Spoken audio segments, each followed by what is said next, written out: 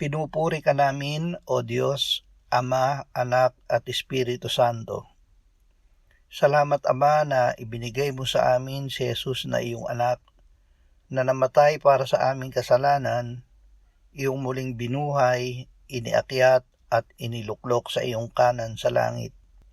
Salamat na ibinigay mo sa amin ang iyong banal na Espiritu, at sa pamamagitan niya ay ibinuhos mo ang iyong pag-ibig sa aming puso.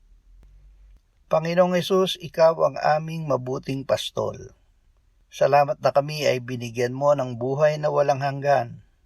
Salamat na walang sino man ang makaaagaw sa amin sa kamay mo at ng Ama, dahil ikaw at ang Ama ay iisa.